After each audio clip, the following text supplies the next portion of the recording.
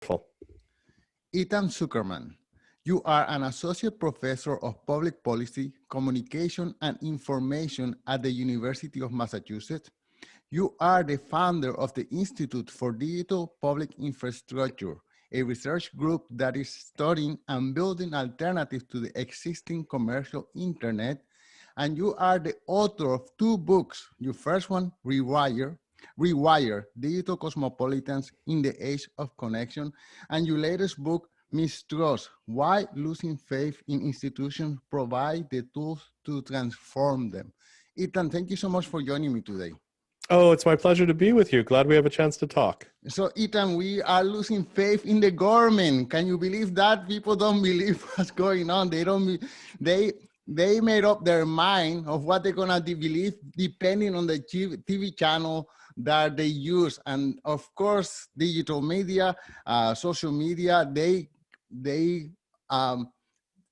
give the news that people want to hear, not the news that are pertinent to everybody else. So everyone mistrusts each other, and here you come with this book, which is like a mirror in front of our faces. Yes, it's true. We mistrust each other, and it feels hopeless. So I'm so glad that you are here to just hold our hands and take us out of this mistrust. Well, I'm not sure I'm actually going to take you out of mistrust. But I think what I want to explain is that where we are now didn't happen overnight. That if anything, it's actually a phenomenon that has been going on for maybe 40, 50 years, since the 1970s. And that it is not just because of the internet, it's not just because of social media. If anything, it has to do with how very large systems are failing us right now. Wow. That mistrust happens when institutions can't do their jobs. Here's one way to think about this, right? We're recording this at a moment where in the US state of Texas, there are over 1 million people without electric power, without water, during a very serious snowstorm. And not only has the governor not been able to sort of figure out anything meaningful to offer for people, the senator from that state was just found getting on an airplane with his kids and flying to Cancun rather than sticking around and helping with this. And you have to think that those sorts of failures, the failure of the governmental institutions, the failure of the utility, the regulator, all of those different failures, all of those things are picking away at our sense of trust and our sense that institutions are working for us rather than working against us. Well, okay, so we have a lot to talk about. I wonder if you could just tell us a little bit about yourself. How do you get into the field that you're studying or teaching from, let's say, from high school on to now writing two books? So I have a very strange path to get to where I am. Usually, if you're teaching at a university, you have a PhD, you have advanced degrees in your field. I don't have any of those things. So what happened for me was I was a software developer for an early .com software company in the late 1990s. The company was quite successful. It was one of the first companies that did what we now call user-generated content. It was hosting personal homepages. I was not the founder, but I was there early enough that I made a little bit of money off of it. I moved to West Africa because why not? I had spent a year there as a student, and I wanted to work on charitable work. I wanted to help businesses in West Africa connect globally using the internet. I was a true believer that the internet was making the world a better place. I set up a volunteer group that sent people from the US and Europe to come hang out in West Africa and help on technology projects. I got some experience on this question of how technology is influencing how we see the rest of the world. And I got invited to Harvard University to be a visiting scholar for a year to sort of write about that. And I just didn't leave. I stayed 8 years on a one-year fellowship. Um, and then finally, I had written enough blog posts and sort of different things that MIT offered me a job as a professor. They call it professor of the practice. So someone who doesn't have the academic backing, but has the life experience. And then I came over to MIT. I taught for 9 years. And then more recently, I decided to move to the State University in Massachusetts. And they said, look, you've been doing this for so long, let's just call you professor, even though your students are going to have more degrees than you do. So if you stick around long enough and they don't find a way to throw you out, maybe eventually they just make you professor. That's an amazing story. Wow. Uh, that's the I would love to be a professor, but I don't want to study that much. So I wish I could go the same route as you. But wow, I love it. I love it. Okay, so now you're a professor. What inspired you to write your first book? So it's interesting. I was trying to explain this to a friend recently, and I ended up saying that for me, I write books when I'm finished with an idea. So the book is almost like the tombstone for the idea. Like it's had its life, I've used it, I've talked it up, and now I'm going to bury it. And this is the headstone, for where it is. For me, the book is when I don't think that I can profitably think anymore about it. And so for this book, I just spent 9 years at MIT running a research group called the Center for Civic Media. Civic media is around this idea that people make media and put it out in the world as a way of making social change. And so I was very interested, like, why is this a good form of social change? Is this a good way to make social change? Is making media, better than or compatible with trying to get people to vote or trying to pass legislation or all of those things?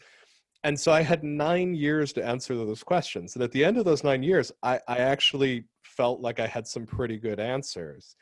And that's the book. And so there are people, they're either smarter or braver than I am, and they write books as a way of exploring new ideas and opening up new conversations. That's not me. I write books when I feel like I've had the idea, I've held it in my teeth, I've shook it to the point where I think it's well and truly dead, and that's when I sort of present it to you.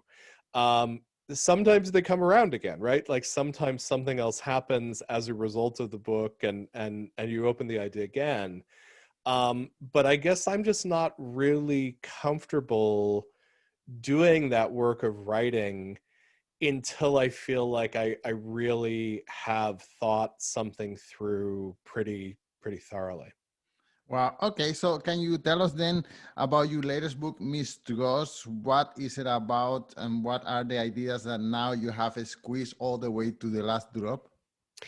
Yeah, so the question that I was trying to answer with the Mistrust book was why so many of my students and so many of the other people who spent time around Center for Civic Media um, were not very interested in politics, were not very interested in conventional civics. I opened the book with a story about being back in Ghana in West Africa and actually meeting with a young man who I had followed online. I knew that he was an activist. I knew he'd been involved with very successful protests in Ghana about electricity delivery. And so I asked him, what were the tools that people used for political action in Ghana? And he said, whoa, whoa, whoa, I'm not political. And I thought that was so interesting because, of course, I had seen him organizing marches of 5,000 people. Like, what do you mean you're not political? You're very political. And he said, no, no, no, no, no, you don't get it. Like, I won't even be photographed with political people. Like, I would lose my credibility. Mm. And what he meant by that was he thought the two-party system in Ghana was just such a rigged game and just so irrelevant to most people that his friends would think he was an idiot if he was involved with that. And that they liked him and respected him as long as he was trying to make social change. But they had such low confidence in political parties and in conventional democracy that that they just, he wanted just nothing to do with it. And I started to think that that was an attitude that I'd seen a lot of. And I was really interested to sort of investigate that. Like, how did we get there?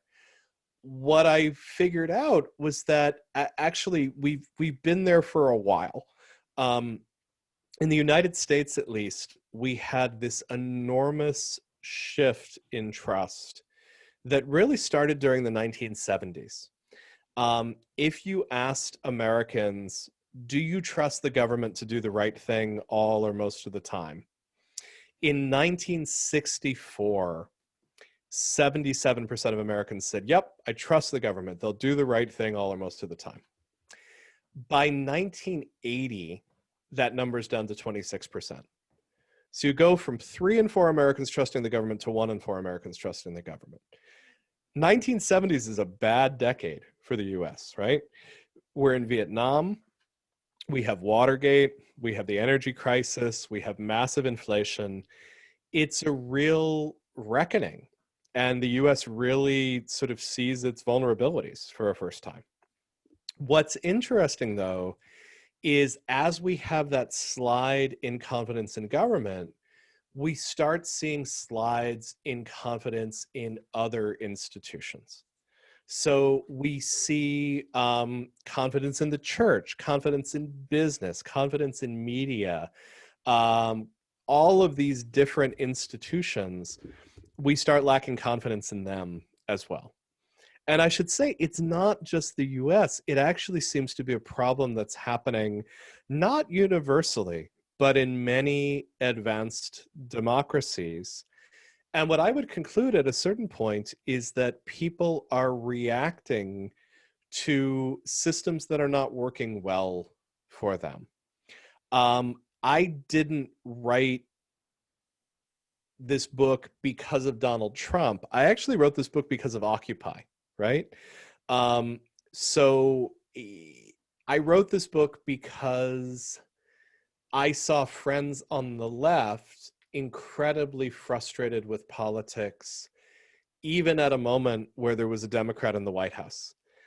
So even before we had someone as the US president who didn't believe in the job, didn't believe in government, even with someone who I think by a lot of measures was pretty good, I think even then we had terrible problems with mistrust. Wow. Okay. There's so much to there is so much to talk about. You say that we started losing trust in the 1970s. Yeah. And I wonder when did the United States feel like they could trust the government? Because my impression is that there was just a small period of time that I'm saying maybe right after World War II, where there was all these jobs and there was more of an income equality society. But before that, I had the impression that also people didn't trust the government. So I think there was just like a short golden era where everything is working just fine. And many people romanticize that as the way it has always been. But I don't know. I think that period of time was just like an exception, and that there has always been mistrust, and there has always been income inequality and racism and misogynism and all these ugly things in society. And just for a blip of time, there was just like a honeymoon period. Yeah, so that is a view that's actually consistent with a lot of the better scholarship in the field, right? So one of the challenges of this is that we don't have public opinion numbers going back into the 1900s. So I can't sort of say confidence was high in the 1920s and then fell after the Great Depression and so on and so forth. We just don't know. Um, and there's counter arguments, right? There's counter arguments that people were much more respectful of authority. The ways in which presidents were sort of idolized in the 1700s and the 1800s actually suggest a higher level of confidence.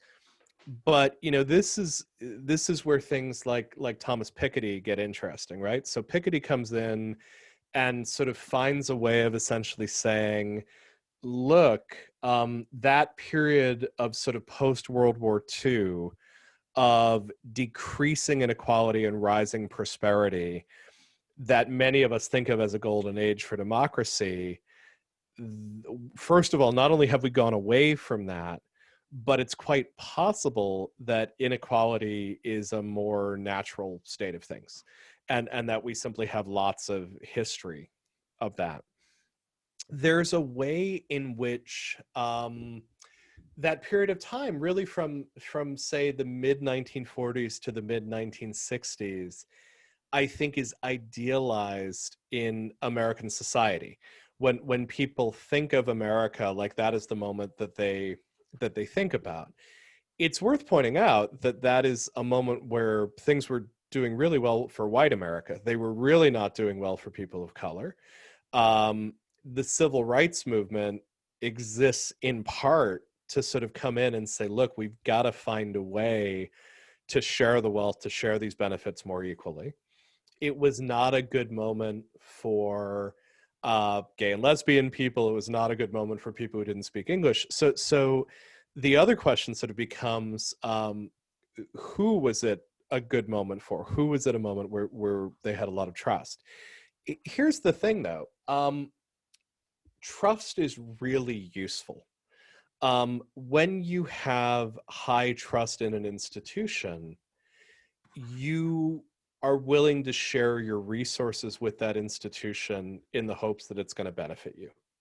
So tax rates are much, much higher in the 1940s, 1950s, 1960s. And what people see that they're getting for the taxes is an interstate highway system and a GI Bill, which is sending people to universities, and they're getting good schooling and they're getting career advancement in one fashion or another. Once you start losing trust in those institutions, it gets very hard for people to spend in the same way. One of the situations that I talk about in the book is in Nigeria. And Nigeria is a country that's had very, very low trust for quite a long time, and has had a really failing government for decades.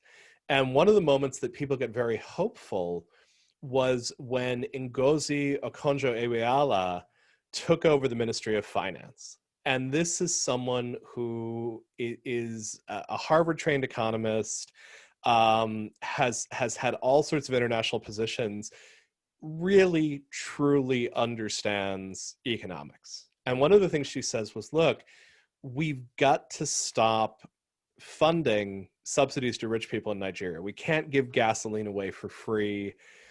Rich people should pay more money for their gasoline, and we should use that money to fund schools and healthcare. And on paper, she's totally right. She's absolutely right.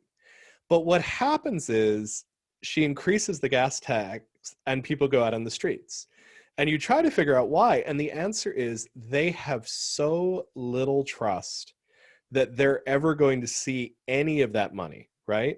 That what happened was you took away the one thing they had, which was cheap gasoline. and they don't believe that they're going to get the benefits of the state. They don't believe that they're going to get the benefits of education, the benefits of anything else. And so at that point, their response is to say, we're taking to the streets. This is totally unacceptable.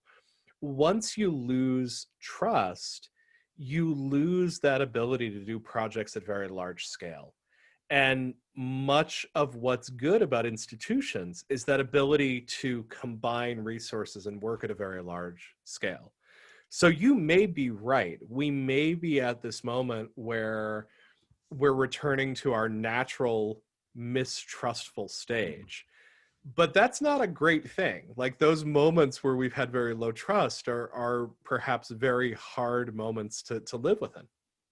Wow. Another reason that I see this increase in mistrust is politics is more based on negative advertisement than on sharing the goals and ideas and projects coming up that each candidate.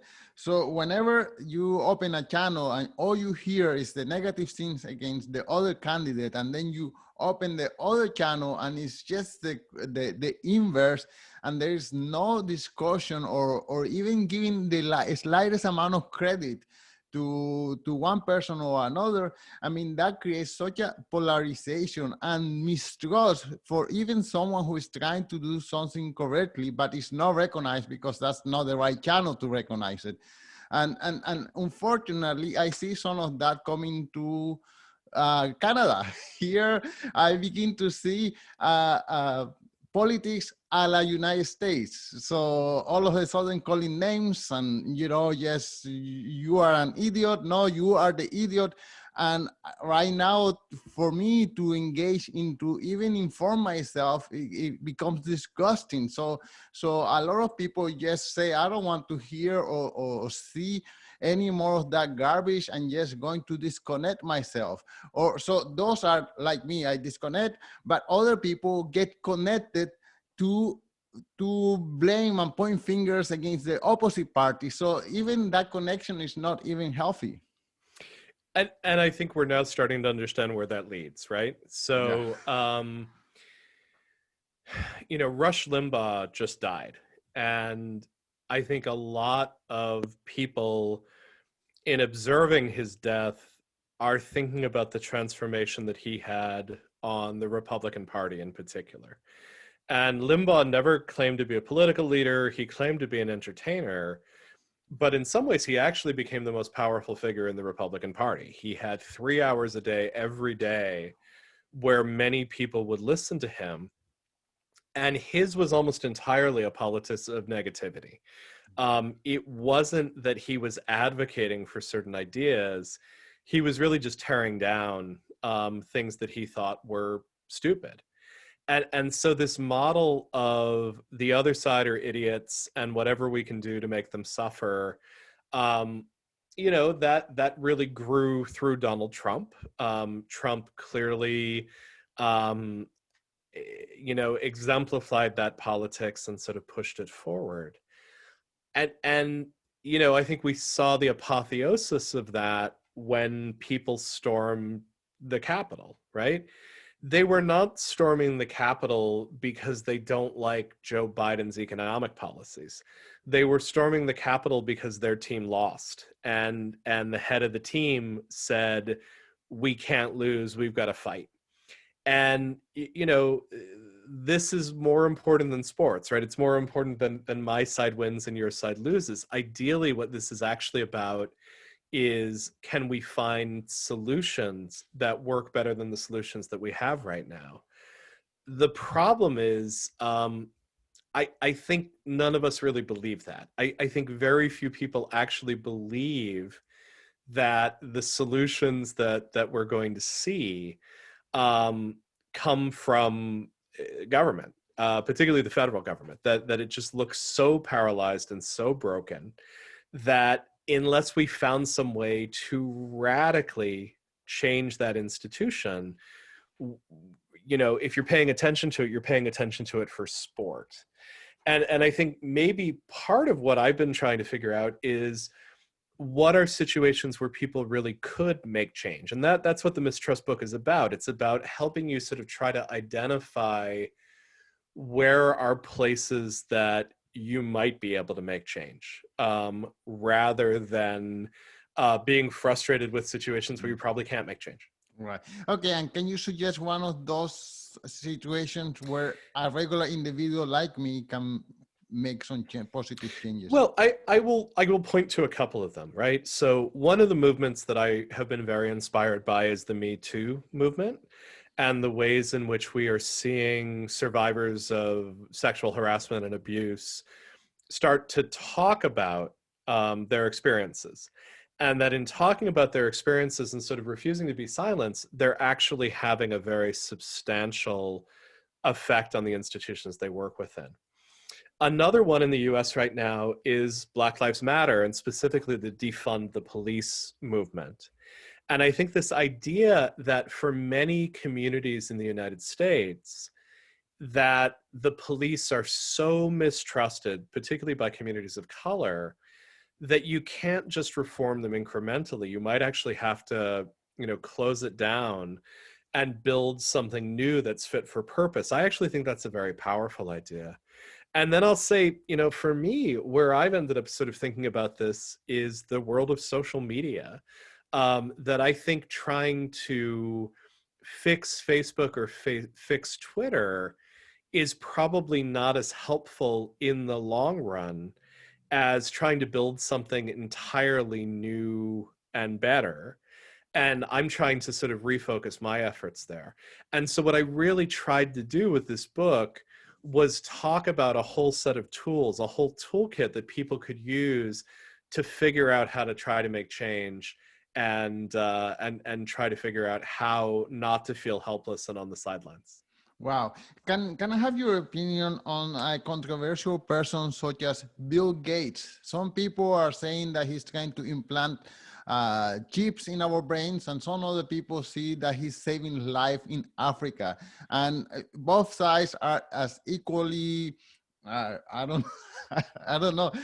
They believe a lot on each one of those positions that they have taken. So how someone like Bill Gates have earned so much trust and distrust at the same time? So I think when we talk about things like the COVID vaccination conspiracy, right? Because what you're describing there is a conspiracy theory. Right. You're describing a conspiracy theory that somehow Bill Gates or any number of other unspecified baddies are going to take advantage of COVID to track all of our movements and implement mind control. First of all, if you own a cell phone, your movements are already being tracked. You agreed to that a while ago. But second of all, the evidence, the real world evidence suggests that Bill Gates has actually been doing an enormous amount of positive things for the world. His foundations have been funding research into some of the most important diseases, including malaria, and has just been enormously important. And so the problem really is, how are people ending up in such different factual universes? And this is another place where actually I think tracing this back to Limbaugh and tracing this back to Trump makes a certain amount of sense. If you spend decades attacking the media and saying mainstream media can't tell you the truth, they'll always lie to you, then you end up essentially saying, don't believe their facts, believe this other set of facts. And it's an incredible vulnerability that conspiracy theorists have taken advantage of. They've sort of moved into that space, that sort of fact-free area, and said, let me explain the world to you instead. But again, it comes from this notion of opposition, and it comes from this very low level of confidence in those institutions to tell us what's working and how it should be working. How we get back from that's a very, very challenging question right now. Well, Ethan, this is fascinating material. I wonder if you could tell us one more time the title of the book and where people can purchase it and where they can follow you. Absolutely. So the book is called Mistrust: how losing faith in institutions can provide the tools to transform them. Probably the easiest way to keep up with me is either on my own website, ethanzuckerman.com, or I'm frequently on Twitter where my handle is EthanZ. If you can live with a little cross promotion, my new podcast, which is about 20 episodes in, is called Reimagining the Internet. It's interviews with people who are trying to rebuild the internet using all sorts of different models to make it a better place. And that's some of the work that I'm doing now. The link for your podcast is in your website? Yeah, absolutely. You can find episodes of the podcast on the website, or you can just go to any of the various different podcast stores and find Reimagining the Internet. Perfect. I will put it in the show notes. Ethan, thank you so much for your time. It's really a pleasure. It's been just great to talk with you. Thank you so much for having me.